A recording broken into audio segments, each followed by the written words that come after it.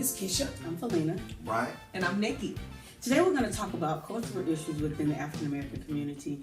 Well, Keisha, we were just talking about how sometimes we as African Americans sabotage our own selves. Can you talk about that a little bit? Yeah, we were mentioning before how, we're quick to form the lines and take it to the streets and we're rallying the troops. But when it's black on black crime, nobody is rallying the troops. Nobody is like, what are we doing to ourselves? We're killing ourselves. But yet we're hollering Black Lives Matter. We're wearing the t-shirts and the sweatshirts, but we're killing our own black lives. So, I don't understand that, how it's okay for us to get behind when somebody else comes in our community, but how we're killing our own selves in our own community, nobody say anything. Yeah. I was going to say, I think that that's a major issue. And I think to be sensitive just for those who are really on that Black Lives Matter issue, that, whenever we deal with issues in the community, a lot of times what happens is we have so many problems that they just kind of pile up on top of each other. And so it's not to say that the Black lives don't matter. It's just to say that when does it really matter? Like, does it matter just because it's, these other races that are doing it, or does it matter to us when it's our own who are really, and really the rates at which African Americans are killing each other is probably way higher. But there's no social media for that. Correct. It's just for when the police are doing it. It's kind of like when we was little, or with our families. I'm sorry. You know how when you all together, everybody's fighting, can't get along. Let somebody come in from the outside. It's a wrap. Yeah. Everybody is family all of a sudden. Right. Family all this time. I know you ain't messing with my cousin. I know you ain't messing with my sister. You might stop punching You just messing with me last week. Right. Yeah. You might stop punching your little brother and start punching him immediately. Like, you can switch that quick. Like, I can do it, but you can't do it. Exactly. And to get a little deeper, the killing, yes, it's physical, but sometimes we kill each other mentally too. We're not trying to lift each other up, we're pulling each other down. We're talking about each other within our own community. Right. We're not supporting our own businesses and things like that. So killing is not just the actual act of shooting somebody or stabbing somebody. It's the other way too. In all ways, we're sabotaging our own. I agree. Proverbial crab in the bucket type thing. Yeah, I heard that all the time. What I was wanting to say about the crime in the neighborhoods, murder, robbery, just intimidation. I think the response to that would look a little different. If we actually responded to it, that would be more of a grassroots thing or a home thing, where you start teaching them from a certain age, from a young age, that this is supposed to be a neighborhood. You're supposed to take care of each other. I think we lost that a long time ago. And with my mom used to say something, and I never understood what she meant, because I've always been to an integrated school. But she said, worst thing that happened to the black community was integration. Wow. Yeah, and I was like, wow. I was like, Mom, how could you say that? She's like, no, we took care of each other. We had our own businesses. We did all this other stuff. And she said, desegregation would have been fine, but integration, we just, they got rid of all our stuff. Like, they moved from the black schools into the white schools. They moved the black kids into the, she was saying something about unity being newer than some of the other schools, and then they just abandoned it. Because, nobody white wanted to come there. Right. But true integration is you integrate. You know what I mean? Right. So, the same thing with black colleges. If you think about black college sports, they would probably, it would be a lot of dominating black college teams if integration hadn't let black athletes go to bigger schools with TV time. Right. You know what I mean? Because before, they were just as competitive because they weren't allowed the option to go to those bigger schools. But as soon as integration happened, they abandoned the black schools and went for the exposure, the quicker route to the NBA, Major League Baseball, and the NFL. So I kind of see what she meant. I agree with her a little bit more, and I still kind of disagree. I think there should have been more of a medium and more of an exchanging of facilities, philosophy, really truly learning about each other, because we still don't know. I think black people have to know more about white people on a day-to-day basis. Correct. You know what I mean? Because we have to think about what they think about everything we do. Correct. I remember being in the movies, and I was watching Fences, and there was a guy in there, and he was just laughing so loud. And the first thing that came to my mind was, oh my God, because it was a pretty mixed audience, and I was like, oh my God, what are they gonna think?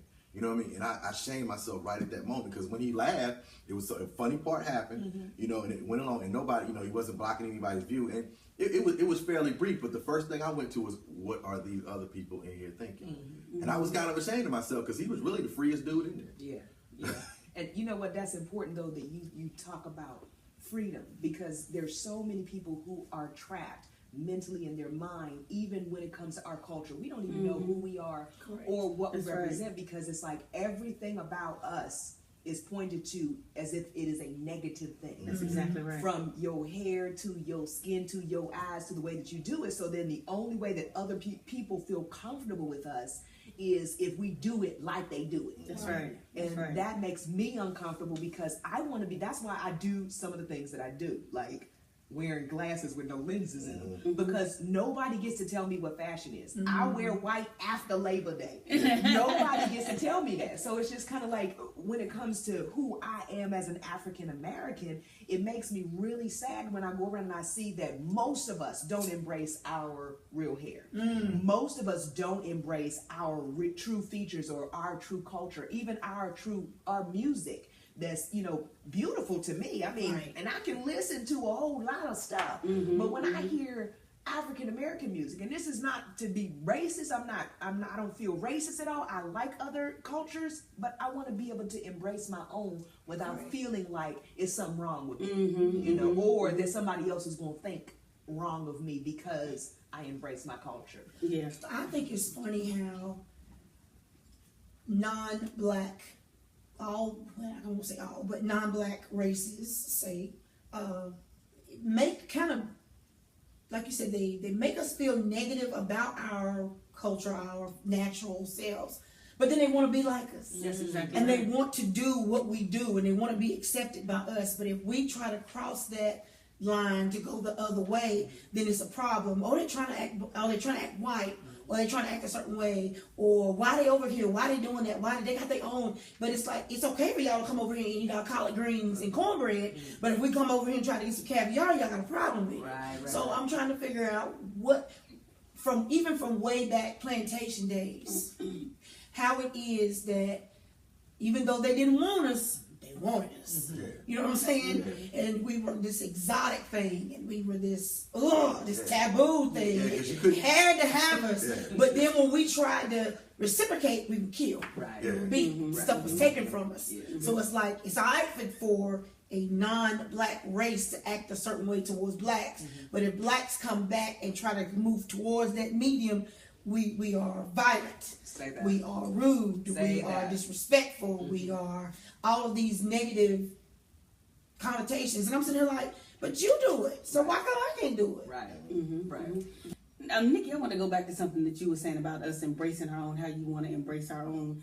I actually have a ton of Caucasian friends. I do. And when I'm around them, I like to be myself. I don't like to be anybody different, because I want them to understand who I am, and I don't try to be like somebody else. I'm gonna be Felina when I'm around you. I want them to embrace Felina. I don't want them to embrace somebody trying to be fake or somebody trying. And I think see that that you successfully do that, because we've watched you in those settings, and that's what I love about you, is that you still are you, and you're not afraid to do that, whereas you see that with so many people. But go ahead. Yeah, no, that's okay. That's okay. And like I said, I'm a member of a lot of organizations, and to be honest, I think a lot of the people that I'm around, they're not around African American people a lot, and I want them to see that we're not what you see on TV. Right. We're not who people tell you that we are. That's a character. I mean, I'm not representing all African Americans, but I want you to understand me. I want you to understand who I am and what I do and what I like, and you know, and let's laugh, let's talk, let's joke, feel comfortable with me. Right. And maybe at some point when you meet somebody else that's African American, you see their person, you see their difference, you see how they are. And I'm not saying it's going to change the world, but at least it can change a few people. That's right. And if all of us will learn to embrace ourselves and who we are, you know, our hair, our culture, and things like that, maybe we can all start making that change. No, that's right. There are a lot of people actually who, and I noticed this because over time, as I was growing up, I was a very empathetic person. I could feel people and how, you know, and so I always kind of was like, I never want to be offensive. So I was always trying to be this something. I don't know what it was, but I was trying to be whatever would make other people happy. And when I started embracing who I am, I was totally floored when I would come around people, because it was like, they were like, I like this you. Way better than that you. I'm like, okay, so that's who I really am though. So I'm glad you like the real me. Exactly. Because now I'm at this point that I'm like busting out, like, at this point, there's no way I'm gonna act like you want me to act. I won't act like Nikki. That's right. Period. That's right. So you go from playing a role to actually being, a cameo, which is a lot easier to do. You know what I mean? That's a whole lot easier to do. That's one thing I know that I notice about being in a culture that we're not the dominant, we're not the majority in, is the fact that I remember the phone voice at my house. My mom used to use the phone voice. Whenever she got on the phone, whenever she, just in case, we didn't have call waiting, caller ID and all that other stuff. So she would answer the phone like that, just in case it was a bill collector or somebody trying to sell something. She'd be like, hello, and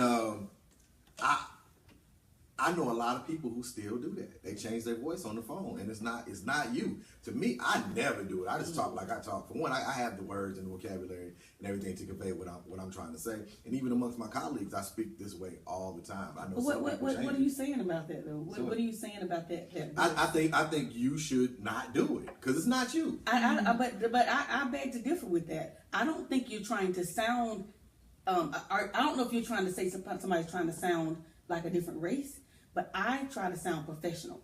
When I answer my phone, I always answer my phone, hello, this is Felina, can I help you? Or hello, this is Felina, whether I'm at work or sometimes I answer my phone. That's your voice. That's not what I'm talking about. That's your voice. That wasn't like, hello. Because you've been in the professional world. That's your voice. So my beef ain't with that. Right. But maybe your mama's just trying to be professional. Nah, man, so I know my mama voice. You know what I mean? Like, yeah. But you got to think about it though. People respect you based on sometimes how you do sound. And I think if you're being professional, if you're not being professional, people do treat you differently. They do. And I don't think it's a black or a white thing. I think that people respect you sometimes on the phone with the way I can't get it out. You know what I'm trying to say? No, it's cool. I mean, but you think your mom was trying to sound? No, I know she was. Like, you know what I'm saying? Like, I'm the one that lived there. Like, I'm with you. I know how she talk all the time. And like, it's people, but it's people our age. I know that still do it. Like, nah. You be you. You know what I mean? Because once that becomes the norm, they gotta accept it. Right. Just be you. So you can say if I understand what you're saying to me, eventually, it'll become the norm and nobody's doing it. I just don't know. We agree to disagree on that. I think it's just two different things. Yeah. My mom would try to. You know what I'm saying? She could get away with it too, because Bruner, you don't think that. I mean, you can think about it around here locally, because a lot of Bruners are African American. But when you think that's a German name, which is very ironic, because we know about the thing with Germany and other races. But you see that name, you hear that voice, you might be a little more forthcoming and a little more lenient when it comes to collection or anything. So she would try, trust me. Well, I think that when it comes to the whole voice, like, we don't think about like tone and all that kind of stuff, but I think that both of y'all are talking about two different things, just because I think that we're talking about like most people say that our culture is too aggressive. So when you hear how we talk, it's just kind of like, okay, can you calm down a little bit when you ever see the movie when the dude is, I can't remember which one it was, but the dude is just like, I'm not angry, but he gets angry because they keep saying he's angry. And so it's like, when people perceive you to be this aggressive person, I mean, you want to be professional on the phone, and I think that serves its purpose over here, but at the same time, you don't want to lose who you are in that professionalism. I agree. So, and you don't do that, which is what he was saying. So I think that there is a happy medium. I don't have no problem with that at all. Because I speak the way I speak all the time, but in different places I use different words because, the conversations are different. So your tone is the same, the words are just different. Yeah. That's what you're saying. But I'm talking about like when you totally sound like somebody. So if I was answering the phone and said, hello, this is Felina. Yeah, right. That's what I'm talking about. Okay, I got you. But I understand why they may have felt the need to do that. But I think that's something we need to get rid of. Because I know people who do it now. I'm not, of course. I know a lot of people who do that now. You know what I mean? Yeah. So I think that's something we need to get rid of, because it's just no point. I mean, you get on the phone, you hear all kind of accents now, especially where they outsource Absolutely. customer service. You know what I mean? So what you hiding from? Right. You know what I mean? Like, so That's deep. yeah. What you got over there, Keisha? A lot. Okay. Give it to us. I was when I was trying to research and do a little bit of background on this, I came across black males, particularly black males, are in some way looked at as property, and how it may not be that they are deserving of the full rights that by the law they should have. So that can kind of play a part in how the breakdown of our culture, how they're not treated, how we all, but not treated as fairly as some of the other races. And so easy to delve out the law so quick versus other races, other situations. Right. So I was like, okay, why are we still looked at as property after all this time? Yeah. Well, in a lot of ways, I mean, you think about it. I don't think there are any in North Carolina, but countrywide, nationwide, with privatized prisons, black men are property. See? That's the only time slavery is still legal. And then you have, I think the idea of a private prison is disgusting in the first place. Like, why would anybody be able to actually own a prison? It's subsidized by the state, local government, and to imprison people, and you profit off of it. Because whenever you have a for-profit business, your responsibility is to make money for your the people who've invested in it. That's your job, and if you don't do it, they can sue you. And we've actually had private prisons sue the state because they're not full. So your incentive to get people in there is way up there. In fact, they got a judge who got like 20-some years in prison. I don't know about. Don't quote me on the number, but it was a lot. I don't want to do a day. He's doing way more. But he was actually selling young juveniles, giving them longer sentences for like petty crime. Wow. Yeah, just so they can stay in there. Yeah, because you make that kind of money off. I want y'all to listen to that, especially my young African American males. Yes. Because we the ones mostly in Yes. there. I mean, we got the biggest population in there from what I hear. Yeah, Yes. Wow. especially So proportionally. That's sad. Yeah. That's And so see, you sad. got private companies like Victoria's Secret. I think that's one of them. I don't want to put bad light on their name, but I know there's a lot of companies. You can research the companies that actually have the workers doing that work. And I hear all the time about people saying, we don't have jobs and our jobs are going overseas. Nah, some of your jobs are still sitting right here, and instead of somebody making a living wage off of that job, they're having a prisoner do it Right. for nothing. Man, this conversation has been off the chain, so we just gonna have to stop for a minute, and we're gonna bring y'all back next week because I really like this. How about y'all? Thank you for joining us for our Vanguard show. We're gonna check y'all out next week.